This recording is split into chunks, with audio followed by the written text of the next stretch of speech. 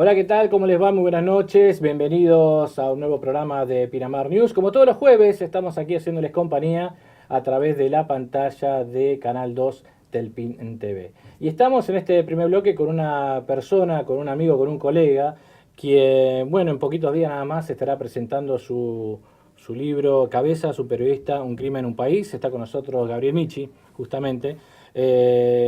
A pocos días de cumplirse 20 años del asesinato de José Luis Cabezas, lo tenemos aquí al libro, justamente acá, lo estamos pudiendo observar. Un libro que hasta uno podría decir que marca un antes y un después dentro de lo que fue este caso de José Luis, quien a pesar de que ya han pasado 20 años, todavía se sigue pidiendo por justicia. Gabriel, gracias por estar. Gracias, Sergio, por la acompañándonos. invitación, por favor. Bueno, un libro que te demandó 20 años hacerlo. Sí, 20 años porque es una historia que a mí en lo personal me atraviesa humanamente, ¿no? Entonces fue difícil ponerse a escribir, fue difícil poder contar con detalles de que tienen que ver con la vida cotidiana, lo que vivimos, quienes estuvimos cerca de este hecho que nos atravesó a nosotros, pero atravesó creo que a la sociedad argentina y al periodismo, ¿no? En particular. Y bueno, un proceso largo y un poco el empuje de la familia de José Luis, de algunos de los familiares de José Luis que me dijeron hay que escribirlo, tenés que contarlo porque nadie como vos puede contar esta historia, fue lo que me terminó de decidirlo, ¿no? Vos lo conocías muy bien a José Luis. ¿Cuál fue la primera vez que salieron juntos? Bueno, la primera vez nos tocó una guardia. Yo circunstancialmente estaba cubriendo temporada en Mar del Plata, en realidad. Épocas de menemismo, donde Carlos Menem y su familia muchas veces pasaban horas o pasaban días aquí en Pinamar. Y sale Menem desde Chapalmalal, nosotros lo seguimos con otro fotógrafo hasta Pinamar. En el camino avisamos que estaba llegando el presidente y José Luis estaba asignado aquí en Pinamar. Y bueno, haciendo guardia, allí en un momento, bueno, esta cosa que por ahí cambias de fotógrafo en el momento porque se superponen horarios y demás, estábamos haciendo guardia en la casa que había alquilado Carlitos Menem Jr. La Rosadita. Sí, no, en realidad era otra que estaba más cerca del gol porque la Rosadita vino al año siguiente, ¿no? Ajá. Y nos dicen, se tienen que ir parece que Menem se va a Balcarce a comer un asado con Fangio. Y entonces nosotros dijimos, y bueno, ¿y qué hacemos? Porque va a ir con helicóptero. Bueno, tienen que ir, anticípense y lleguen ustedes primero. Y fuimos con el auto. José Luis me dijo que no quería manejar en ruta porque había tenido un accidente y tenía medio como temor. Cuando llegamos a Balcarce nos encontramos con que Menem no había ido, es más, se había ido a Olivos, o sea que fue al Divino Botón todo eso. Como solía hacerle. Como solía pasar esta cosa.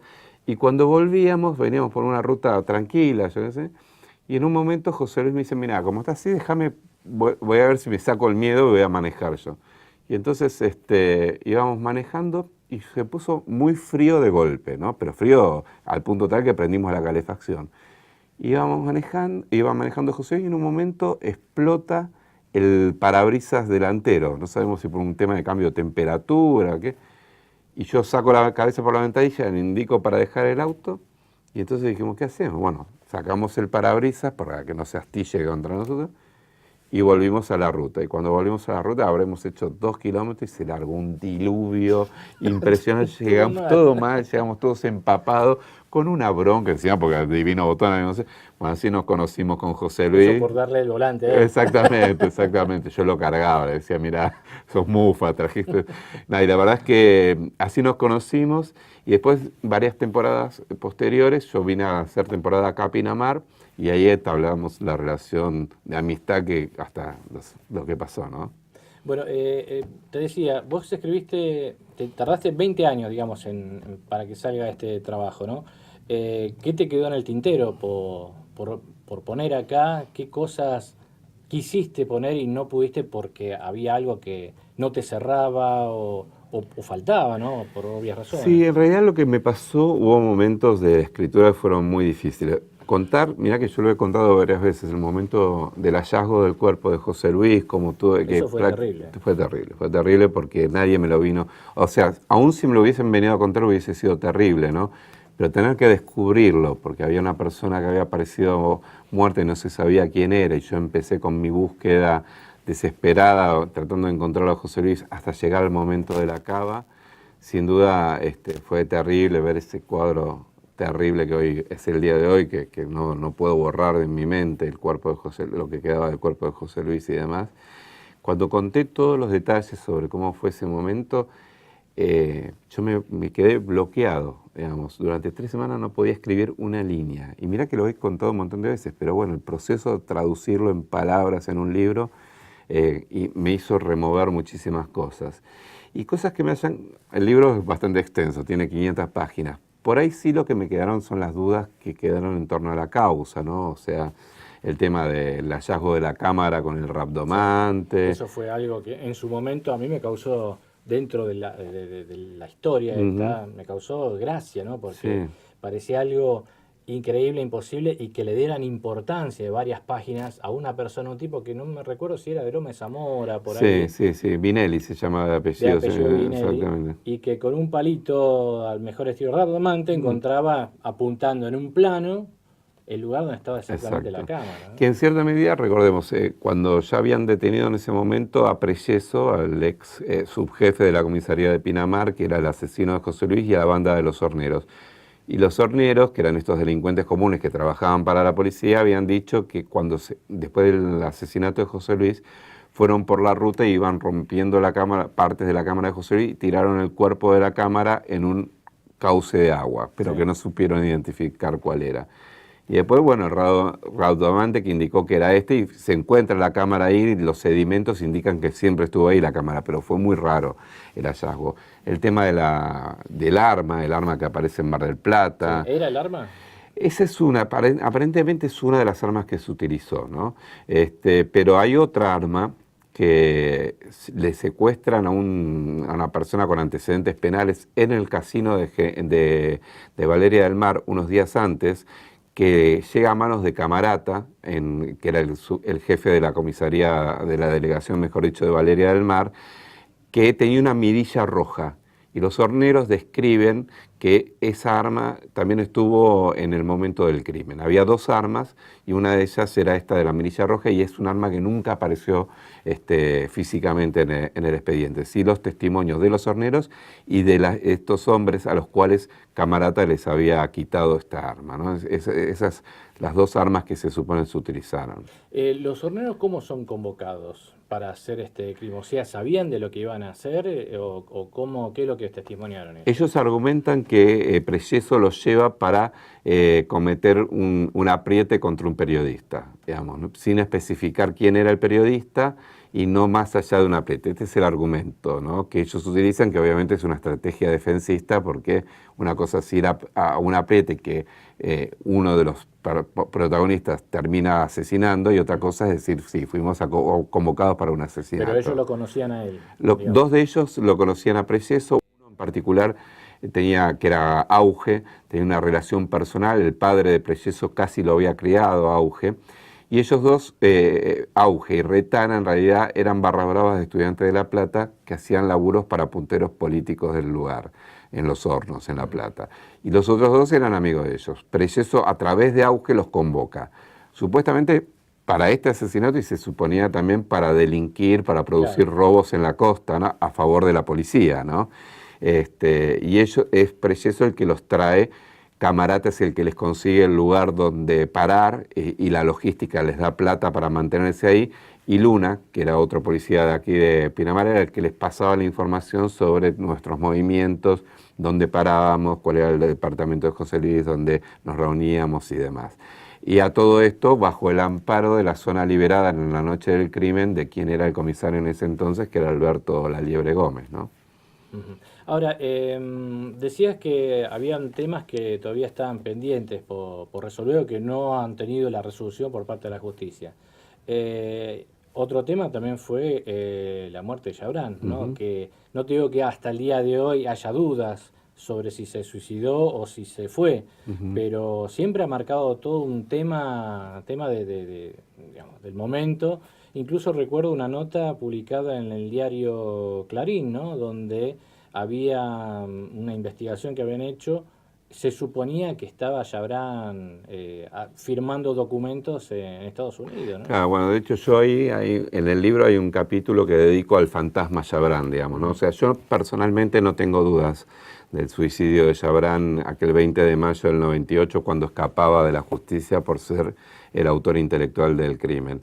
Leí el expediente de su muerte, vi las fotos de su cuerpo, vi las pruebas de ADN, las pruebas dactiloscópicas. Hay alrededor de 70 personas que vieron de una manera u otra su cuerpo, testigos, peritos, periodistas.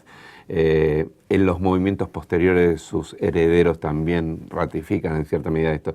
Pero sí es cierto que hubo un par de hechos sospechosos después de su muerte. Uno es este que vos mencionás, sí, una operación inmobiliaria en Estados Unidos donde una persona que se identifica como Chabran ante una escribana vende propiedades presentando un pasaporte de Alfredo Chabran, que después la escribana dijo que no era, cuando le mostraron las fotos no era Chabran, o sea que sería una adulteración de documento. Y hay un dato que yo cito, que surge de la investigación que hice del caso, que es una transferencia millonaria.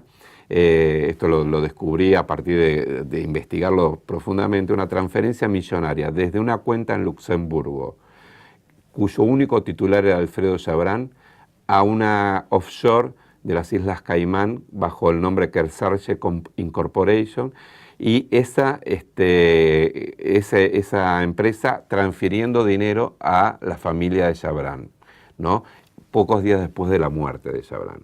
El único que tenía firma en la empresa, en la cuenta esta de Luxemburgo, era Chabran, Alfredo Chabran. Sí. Por lo tanto, o hubo una adulteración de documentos o siempre va a quedar la sospecha de esto. Pero en lo personal yo sí creo que se suicidó. Es uno de los temas que marcó también toda una época, ¿no? El tema de Chabran. ¿Cómo era José Luis cuando trabajaba con vos? José Luis era un tipo muy divertido, él disfrutaba mucho de su trabajo. Un poco el libro también lo que apunta es a recuperar el José Luis persona, el José Luis humano, humanizarlo, porque se convirtió en un símbolo colectivo, ¿no? Y él disfrutaba mucho de venir a Pinamar a hacer temporada, porque la temporada tiene esta dinámica donde haces todo tipo de notas y eso le gustaba, más allá de que tenía una predilección especial por hacer producciones fotográficas y demás. Cuando tenía que hacer este tipo de fotos como la de Chabran, él demostraba su calidad también como reportero gráfico, ¿no? Y después era cabrón, era de enojarse. Cuando se enojaba era de temer. Nosotros teníamos charlas y discusiones a veces por cuestiones que tenían que ver con el trabajo, básicamente. Siempre yo le hacía una broma cuando, por ejemplo, tenía que hacer una foto que no era muy trascendente. Le iba y le decía, ¿por qué no te haces esta fotito? Y él se enojaba y dice, yo no hago fotito. Y me respondí, ¿vos por qué no te haces esa notita? Me decía. Era un juego nuestro, pero la verdad que disfrutaba, era un apasionado de su laburo y un apasionado de su familia también. Perfeccionista al mango. Vos sabés que él tenía una cosa con el tema de las fotos. Yo veía las fotos que él hacía, después obviamente cuando salían publicadas se veía lo que él quería lograr. Y él sacaba por ahí 6 rollos de fotos, ¿no? De rollos, porque antes era todo con rollos fotográficos. Y yo decía, ¿para qué tanto? Y después veía, era por su búsqueda de la perfección. Era un obstinado con respecto a que siempre quería un poquito más. Sí. Y la verdad es que quizás para mí ya estaba resuelta esa foto. Y él me decía, no, me falta esto. Y cuando vos veías el resultado, tenía razón, ¿no? Pero era un perfeccionista nato. Vos sabés que acá, por gentileza de Lola Ripoll, que está también aquí con nosotros, nos trajo este rollo de fotos que perteneció a José Luis, que lo hallaron dentro del auto donde lo encontraron. Pasaron 20 años y todavía sigue hablando este rollo. ¿Qué sensaciones te provoca eso? Y la verdad me agarra un poco de piel de gallina porque en el momento que yo llego a la cava, todavía no tenía la certeza de que era José Luis el que estaba allí. Lo primero que me acercan, lo primero que pregunto es si habían encontrado una cámara de fotos. Y me dicen que no, pero me acercan un grupo de estos rollos de fotos quemados, ¿no? Sí. Seguramente uno de ellos debe haber sido este rollo. Y después me muestran, esa era como una primera aproximación, ¿no? Que realmente era José Luis. Y después me muestran un puñado de llaves donde yo reconozco las llaves de nuestra oficina en Pinamar. Y la comparo con el juego que yo tenía. Y ahí veo que no eran idénticos. Y bueno, me remite a ese momento. En ese momento yo dije que, les comento que la única forma que tenía de identificar el auto, tenía un golpe en el guardabarro delantero derecho, el auto de la revista, y tenía roto el espejo retrovisor. Y cuando bajé a la cava, que te decía, vi esa imagen terrible, pude ver el choque que yo mencionaba, y del espejo no había quedado nada por el fuego. Y estos rollos me remiten también a esa situación, a esa escena, donde empezaban a aparecer estas certezas de lo dramático de todo, que yo, a pesar de todo, todavía quería seguir negando, digamos. No quería. Y cuando volvíamos de la cava de General Madariaga, yo venía en un auto rodeado de 4 policías, y por suerte atrás venían un grupo de amigos míos, y me llaman de la revista preguntándome qué había pasado, y yo digo, lo mataron a José Luis, y digo, y este fue el hijo de puta de Chabrán, en ese momento. Yo, sin saber que los policías que estaban alrededor mío trabajaban para Chabrán, como después se demostró. Y cuando llegamos al Hotel Victoria, donde teníamos nuestra oficina, y abrió la llave, ahí fue cuando a mí me cayó la ficha de que era José Luis. Yo hasta ese momento tenía todos los elementos, pero quería negar que fuese José Luis, no quería caer que fuese eso. Y a eso me remite, a ese momento dramático, tan particular, tan difícil. Y una de las primeras cosas que me mostraron fue esto, ¿no? Cuando yo pregunté por el tema de la cámara de fotos, fue rollos como este, ¿no? Todo quemado, hasta no se pudo recuperar nada. No se pudo recuperar nada, y obviamente digamos, las láminas internas, digamos, las diapositivas internas se perdieron, que eran las fotos de la fiesta de cumpleaños de Oscar Andreani, ¿no? Que era lo último que cubrió José Luis esa noche. Esa noche. Gabriel, el lunes entonces vas a estar presentando este libro a las 20 horas en el Hotel del Bosque. Vas a estar ahí con Gonzalo Bonadeo, con el gordo Bonadeo. Bueno, le digo gordo, pero no es más gordo. No, más gordo. Amigo de la casa también. Que lo conocí mucho también a Gabriel, y imagino yo que tiene que ver por esto también que te va a acompañar. ¿Qué esperás de todo esto, no? Porque esto es un testimonio importante para que no se olvide la gente de lo que hemos vivido los argentinos, pero también vos querés darle otro significado a esto. Sí, para mí el primer tema era, yo lo digo, es un homenaje a José Luis. Primero que nada es eso, es que su memoria esté vigente, que nadie se olvide que en la Argentina, en democracia, asesinaron a un periodista por hacer su trabajo, nada más.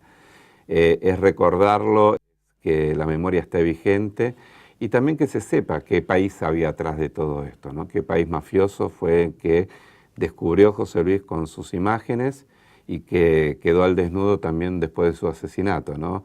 Es como que José Luis Cabezas siguió sacando fotos después de muerto de esas postales de la Argentina oculta que quisieron digamos, obstruir la búsqueda de la verdad, justamente porque en esa búsqueda de la verdad quedaba al desnudo ese país mafioso, ¿no? Entonces, bueno, la idea del libro apunta a recordarlo, pero también saber qué había detrás de este asesinato. Gabriel, te agradezco mucho el hecho de haberte acercado hasta aquí a charlar con nosotros, y habrás notado que lo dejé así. Sí. Porque se detuvo el tiempo, se detuvo todo cuando pasó lo de José Luis. Y una forma de homenaje también era esto de poder hablar sobre él con el reloj detenido. Gracias por todo. Gracias, Sergio, y gracias por el acompañamiento de siempre. Seguimos con más Pinamar News después de esta pausa.